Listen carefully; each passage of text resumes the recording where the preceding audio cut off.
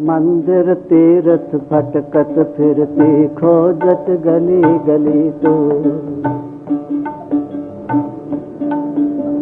मंदिर तीर्थ भटकत फिरती खोजत गली गली तो।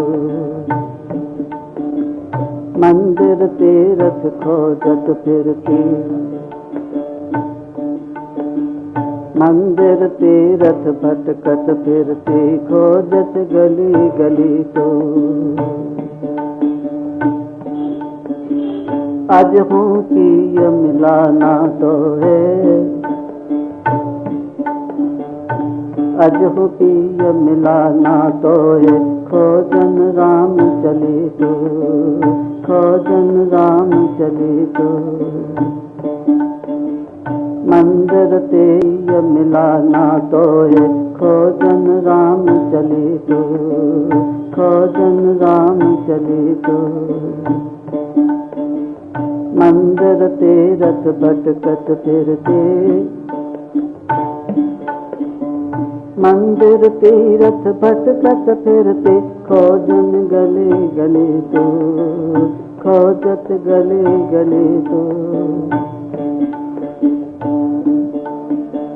मंदिर तीर्थ भटकत फिरते खोजत गली गली तो। खोजत गली गली तो। आज हो पिय मिलाना तो है। आज हो पिय मिलाना तो है। खोजन राम चले तो। खोजन राम चले तो। घट घट वासे देव प्यारा। घट घट वासी देव प्यारा। घट घट वासी देव प्यारा। घट घट वासी देव प्यारा। बसत हृदय के माही। बसत हृदय के माही। बसत हृदय के माही। अंतर झाको राम समाया। अंतर झाको राम समाया। काहे भटक चले तो। काहे भटक चले तो। मंदिर तीर्थ भटकत फिरते। मंदिर तीर्थ भटकत फिरते खोजन राम चले तो। मंदिर तीर्थ भटकत फिरते खोजन राम चले तो। खोजन राम चले तो। घट घट वासी देव प्यारा। घट घट वासी देव प्यारा। बसत हृदय के माही। बसत हृदय के माही। अंदर झांको राम समाया। अंदर झांको राम समाया। काश भटक चले तो।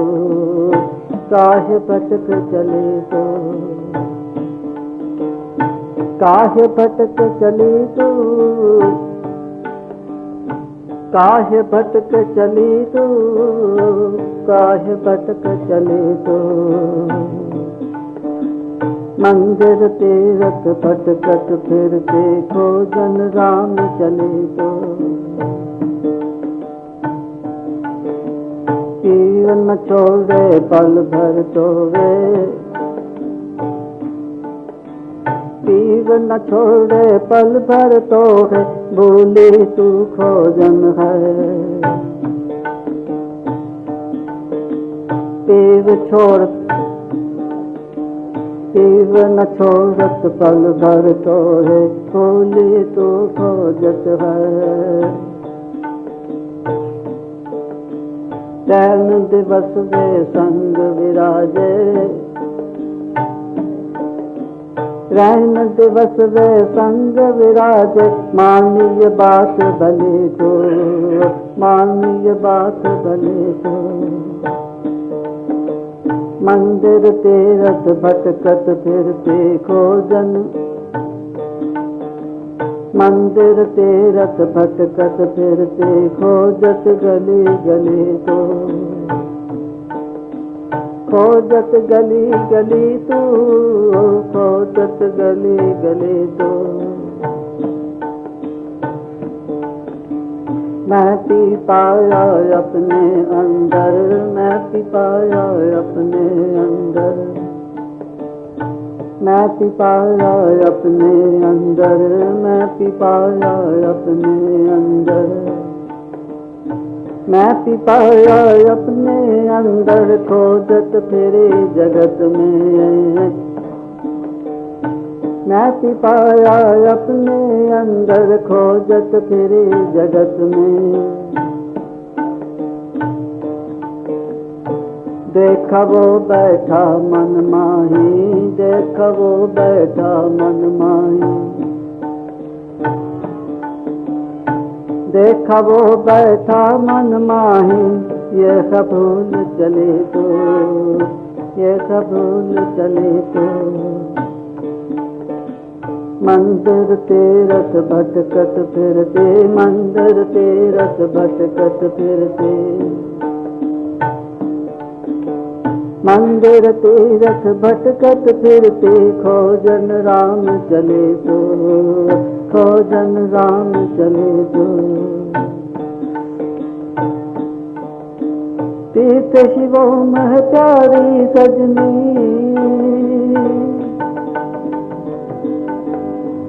तीर्थ शिवो मह प्यारी सजनी, मन ही माही खोजे, मन ही माही खोजे। तीर्थ शिवो मह प्यारी सजनी, मन ही माही खोजे, मन ही माही खोजे। मन ही पावत कृष्ण कनाए, मन ही पावत कृष्ण कनाए, मन ही पावत कृष्ण कनाए, मन ही पावत कृष्ण कनाए। दर्शन पाए चली तू, दर्शन पाए चले तू। मंदिर तीरथ भटकत फिरते, मंदिर तीरथ भटकत फिरते, मंदिर तीरथ भटकत फिरती, मंदिर तीरथ भटकत फिरती खोजत गली गली तू, खोजत गली गली तू। अजहू की मिलाना तो है, अजहू की मिलाना तो है, अजहू की मिलाना तो है, अजहू की मिलाना तो है। खोजन राम चली तू, खोजन राम चले तू। मंदिर तीरथ भटकत फिरते, मंदिर तीरथ भटकत फिरती, भटकत फिरती, भटकत फिरती।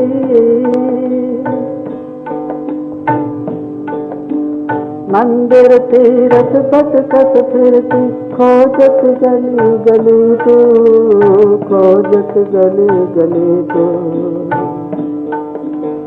मंदिर तीरथ भटकत फिरती खोजत गली गली तू, खोजत गली गली तू, खोजत गली गली तू। भजन में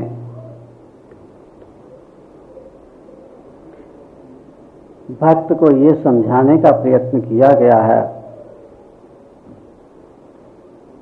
कि एक बात तू अपने मन के अंदर स्पष्ट समझ ले कि भगवान मंदिरों में नहीं मिलेगा, तीर्थों में नहीं मिलेगा, शास्त्रों में नहीं मिलेगा। प्रभु के दर्शन होंगे तो अपने अंतर में होंगे। आप कहोगे कि फिर मंदिर और तीर्थ और शास्त्र क्या बेकार हैं? मंदिर, तीर्थ और शास्त्र बेकार नहीं हैं,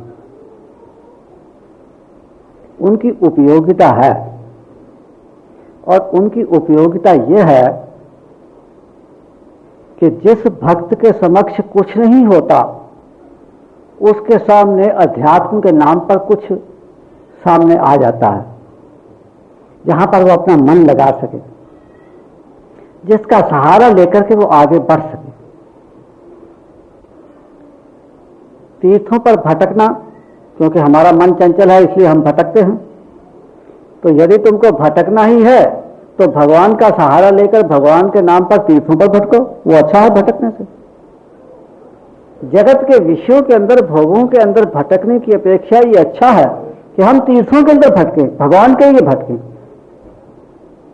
शास्त्र की भी यही उपयोगिता है कि शास्त्र हमें इशारा कर देता है, संकेत करता है कि ये मार्ग भगवान को जाता है। बाकी न तो तीर्थ भगवान को प्राप्त करवा सकते हैं और ना ही शास्त्र प्राप्त करवा सकते हैं। भगवान की प्राप्ति जब भी होगी, जिस समय भी होगी, वो अपने अंतर में होगी। तो जो भक्त अभी शास्त्र भ्रमण में है, तीर्थ भ्रमण में है, शास्त्र के पठन पाठन में है, उसको वहां से उठा करके ऊपर, थोड़ा सा उसको ऊपर उठाने का प्रयत्न किया गया है। तो यहां पर कहा गया कि ऐ भोली सजनी,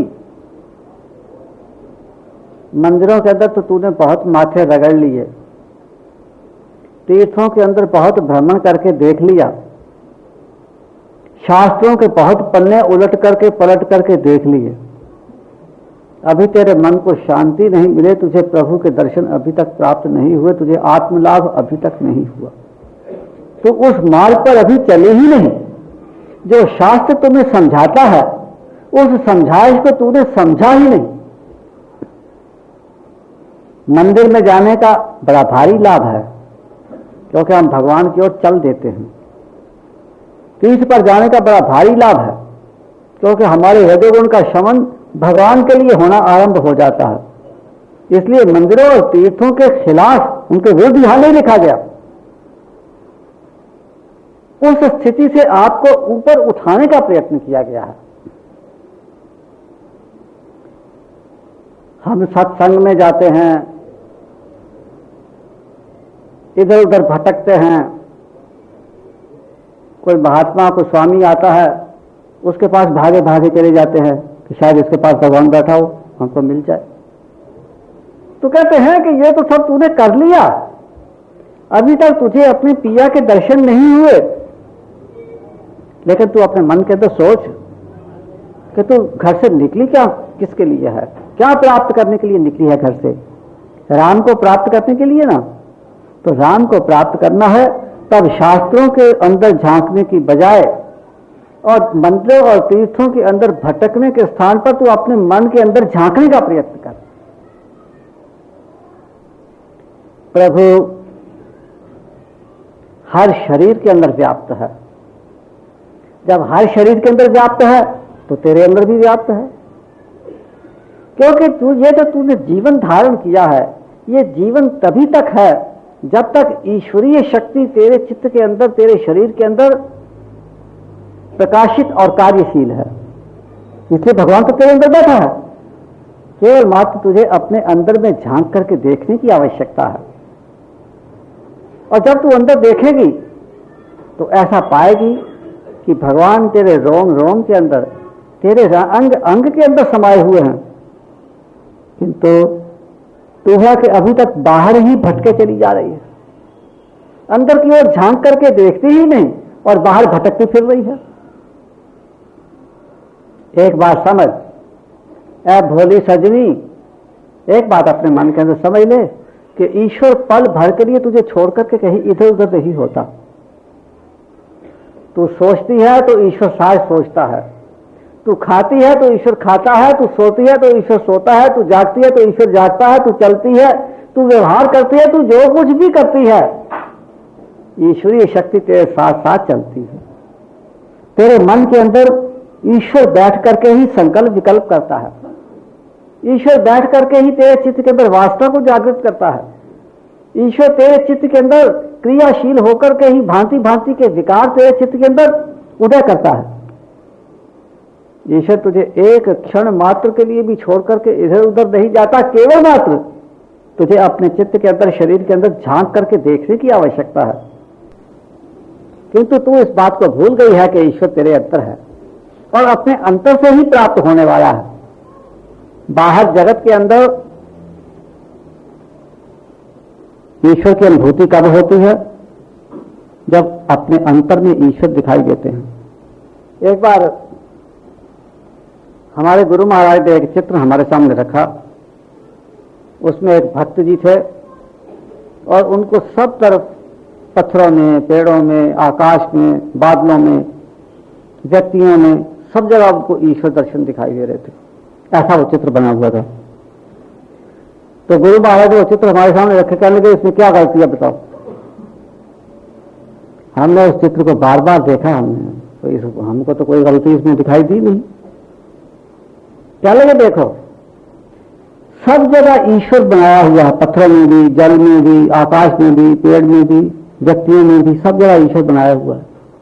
अर्थात भक्त को सब जगह ईश्वर दिखाई दे रहा है, किंतु इसके अपने हृदय के अंदर भी ईश्वर नहीं बनाया गया। तो जब तक हृदय के अंदर ईश्वर दिखाई नहीं दे, तब तक जगत के अंदर उसकी सर्वव्यापकता का अनुभव नहीं हो सकता। तो इसमें गलती यह है कि सब जगह तो ईश्वर दिखाया गया है, किंतु इसके हृदय के अंदर ईश्वर नहीं बनाया गया। तो मेरा कहने का भाव यह है कि ईश्वर सब जगह है, उसके बिना कोई भी स्थान रिक्त नहीं है, किंतु उसकी अनुभूति कहां होती है?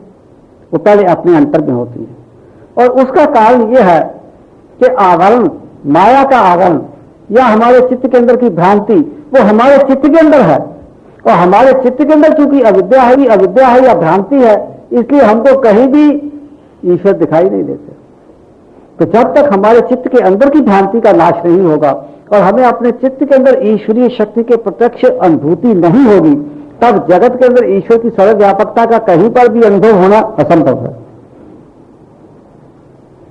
इसलिए कहा कि ऐ सजनी, तू अपने अंतर में झांक के देख, और तब तू देखेगी कि तेरे रोम रोम के अंदर, तो तेरे अंग अंग के अंदर ईश्वर ही ईश्वर समाया है।